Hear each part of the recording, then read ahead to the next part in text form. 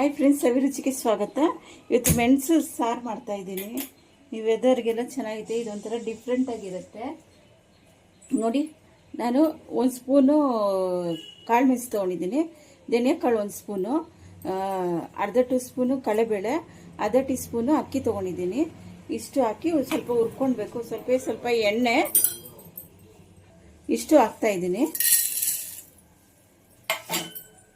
Medium ಫ್ಲೇಮಲ್ಲೇ ಇರಲಿ.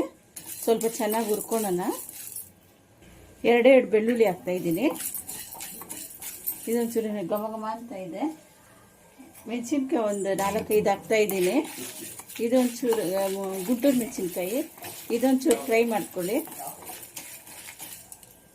Fry ಆಗಿದೆ, ಆಫ್ ಮಾಡಿ.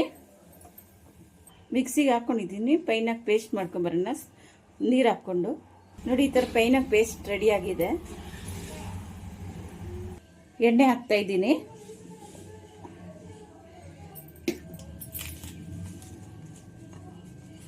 ಸ್ವಲ್ಪ ಜೀರಿಗೆ, ಸ್ವಲ್ಪ ಸಾಸಿವೆ, ಸ್ವಲ್ಪ ಉದ್ದಿನಬೇಳೆ, ಸ್ವಲ್ಪ ಕರಿಬೇವು, ಘಮ ಘಮ ಅಂತ ಇದೆ. ಈರುಳ್ಳಿ ಸ್ವಲ್ಪ ಹಾಕಬೇಕು.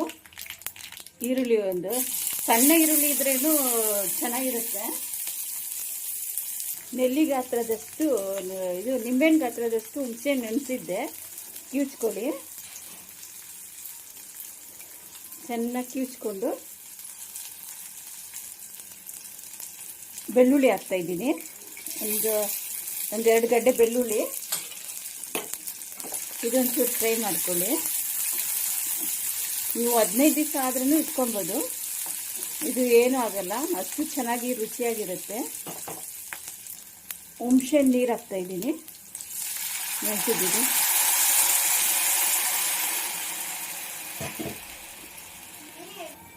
ಸ್ವಲ್ಪ ಉಪ್ಪು, ರುಚಿಗೆ ತಕ್ಕಷ್ಟು ಉಪ್ಪು, 1/4 ಟೀ ಸ್ಪೂನ್ ಅರಿಶಿನ ಹಾಕಿದ್ದೀನಿ. ಹಿಂಗು ಸ್ವಲ್ಪ ಹಾಕಿ ಒಂದು ಕುದಿ ಬರಲಿ. ಆಮೇಲೆ ಅದು ರುಬ್ಕೊಂಡಿರೋ ಮಸಾಲ ಹಾಕೋಣ. ಈ ಮಸಾಲ ಹಾಕ್ತಾ ಇದ್ದೀನಿ. ಒಂದು ಕುದಿ ಬಂದಿದೆ. ಇದು ಹಾಕಿ ಒಂದು 2 ನಿಮಿಷ ಮಿಕ್ಸಿ ತೊಳೆದಿದ್ದು ನೀರು ಹಾಕ್ತಾ ಇದ್ದೀನಿ. ಇದು ಮಿಕ್ಸಿ ನೀರು ಸಾಕು, ಇಷ್ಟೇ ನೀರು, ಜಾಸ್ತಿ ಬೇಡ. ಹಾಕಿ ಒಂದು ಸ್ವಲ್ಪ ತಟ್ಟೆ ಮುಚ್ಚಿ ಒಂದು 2 ಕುದಿ ಬರಲಿ. ನೋಡಿ, ರೆಡಿಯಾಗಿದೆ. ನೋಡಿ, ಬೆಳ್ಳುಳ್ಳಿ ಸಾರು ರೆಡಿಯಾಗಿದೆ. ಬೇಕಾದರೆ ಇಟ್ಕೊಬೋದು. ಲೈಕ್ ಮಾಡಿ, ಶೇರ್ ಮಾಡಿ.